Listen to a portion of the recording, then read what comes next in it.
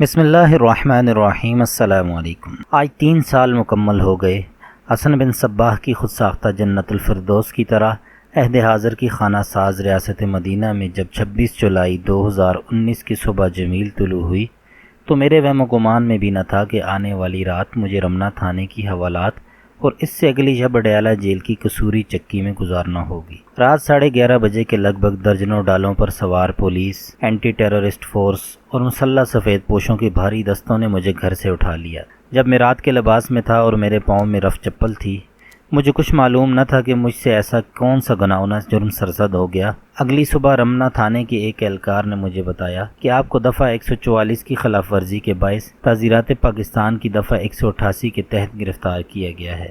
آپ نے کوئی مکان کرائے پر دیا ہے لیکن کرایہ دار کے کوائف تھانے میں جمع نہیں کرائے۔ میں نے نہ کوئی مکان کرائے پر دیا تھا اور نہ کسی کرایہ دار کی کوائف تھانے میں جمع کرانا تھے۔ تسلی ہوئی کہ رانا ثناء اللہ جیسی کوئی واردات نہیں ڈالی گئی۔ کوئی 11 بجے ایک وین تھانے کے اندرونی احاطے میں لگی۔ مجھے چلنے کا حکم ہوا۔ میں خاموشی سے قدم اٹھاتا وین کے پاس کھڑا ہو گیا۔ پہلے ایک جوان سال لڑکے کو ہتھکڑی بندے ہاتھوں کے ساتھ وین میں دھکیل دیا گیا۔ میں سوار ہونے کے لیے پر تول ہی رہا تھا کہ ایک اہلکار نے بازو پکڑ کر روک لیا۔ ایک افسر کے اشارے پر دوسرا اہلکار آگے بڑھا۔ اس نے میرے دائیں ہاتھ میں ہتھکڑی ڈالی اور گاڑی میں سوار ہونے کا حکم دیا۔ 6 اہلکار اندر بیٹھ کے عقبی ٹاٹ نیچے گرا دیا گیا۔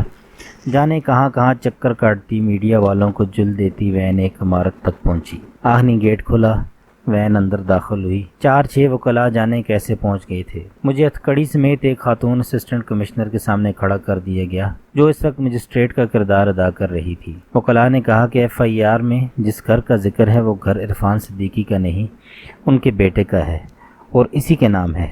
معاہدہ بھی ان کے بیٹے اور کرایہ دار کے درمیان ہوا ہے اور کرایہ دار کو آج تیسرا دن ہے۔ عدالت نے فیصلہ سنایا کہ ملزم کو 14 روزہ جوڈیشل ریمانڈ پر جیل بھیج دیا جائے۔ جیل میں میرے لیے HSB یعنی ہائی سیکیورٹی بلاک کا انتخاب ہوا، جہاں دہشت گردوں اور سنگین جرائم میں ملوث خطرناک قیدیوں کو رکھا جاتا ہے۔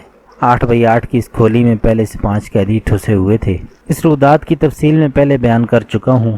شعوری کوشش کرتا ہوں کہ اس تلخ واقعے کی اذیت ناک یادوں کو ذہن سے کھرچ ڈالوں۔ بڑی حد تک اس کوشش میں کامیاب بھی ہو رہا ہوں، لیکن کچھ منظر، کچھ یادیں میرے دل و دماغ سے چپک کر رہ گئی ہیں۔ ہزار کوشش کے باوجود نہیں بھول پاتا کہ کس طرح نصف شب کو مجھے دھکیلتے ہوئے گاڑی میں ڈالا گیا تھا اور کس طرح میری گلی کے مکین گیٹ کھول کر اور بالکونیوں سے میری تذلیل کا یہ منظر دیکھ رہے تھے۔ میں آج بھی سوچتا ہوں کہ جب میں ہاتھ پاؤں نہیں مار رہا تھا تو مجھے دبوچنے کی کیا ضرورت تھی۔ نہیں بھول پاتا کہ جب میری بیوی اور میری بیٹی کو پولیس نے دھکے دیے تو وہ سڑک پر گر پڑی تھیں، دونوں زخمی ہو گئی تھیں۔ میری بیٹی اٹھ کر ایک بار پھر اس گاڑی سے آ چمٹی تھی جس میں مجھے بٹھایا گیا تھا۔ وہ چیخ چیخ کر کچھ بول رہی تھی۔ اسے ایک بار پھر 2 پولیس والوں نے جکڑا اور زمین پر پٹخ دیا۔ یہ واردات ریاست مدینہ تخلیق کرنے والے اور عمل بالمعروف کا درس دینے والے حکمران کے عہد پارسائی میں ہوئی۔ عدلیہ آج بہت متحرک اور آتش زیر پا رہتی ہے۔ میں بھی جھوٹی FIR ختم کرانے کے لیے اسلام آباد ہائی کورٹ گیا تھا۔ 5 ماہ بعد انتظامیہ نے لکھ دیا کہ کوئی جرم ثابت نہیں ہوا۔ عدالت نے حکم دیا کہ اب مزید کارروائی کی ضرورت ہی نہیں۔ آج محترمہ شیریں مزاری پر تو عدالتی کمیشن بیٹھ گیا ہے۔ میرے ساتھ پیش آنے والے گناہونی واردات کسی تحقیق اور تفتیش کے لائق نہیں سمجھی گئی۔ مجھے یہ بات دیر تک کھٹکتی رہی کہ اگر آئین کا آرٹیکل 175 واضح طور پر عدلیہ اور انتظامیہ میں ایک لکیر کھینچ رہا ہے تو ضلعی انتظامیہ کے DC AC کس طرح جج بن بیٹھتے اور قومتی دباؤ میں جسے چاہتے گھر سے اٹھا لیتے، ہتھکڑی ڈالتے اور جیل بھیج دیتے۔ 2021 میں سینٹ کا رکن منتخب ہوتے ہی میں نے 1898 کے سامراجی ضابطۂ فوجداری ایکٹ CRPC میں ترمیم کی کوشش شروع کر دی۔ سینٹ کے متعلقہ اسٹاف نے میری مدد کی۔ میں نے اپنے قانون دان رفقا سینیٹر فاروق H نائک، سینیٹر اعظم نذیر تارڑ، سینیٹر رضا ربانی، سینیٹر شہادت اعوان اور سینیٹر علی ظفر سے رہنمائی لی۔ میرا بل سینٹ کی قائمہ کمیٹی برائے داخلہ، جس کے چیئرمین سینیٹر محسن عزیز کا تعلق PTI سے ہے، سے متفقہ طور پر منظور ہوا۔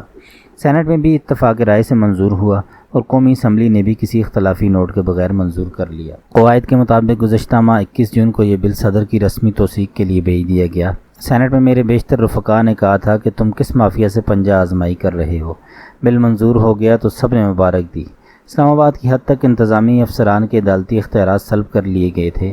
اسپتال میں زیر علاج دانیال عزیز نے ایک ٹیکسٹ بھیجا، میں 20 سال سے جدوجہد کر رہا تھا لیکن ناکام رہا، آپ نے یقیناً ایک معجزہ کر دکھایا ہے۔ 1 ماہ 5 دن گزر جانے کے بعد بھی کچھ سراغ نہیں مل رہا کہ یہ معجزہ پارلیمنٹ ہاؤس سے ایوان صدر تک چند سو میٹر کا فاصلہ طے کرتے ہوئے کن بھول بھلائیوں میں کھو گیا ہے۔ پاس پڑوس میں ہی ہے یا ہتھکڑیوں میں جکڑا کسی قصوری چکی میں پڑا ہے؟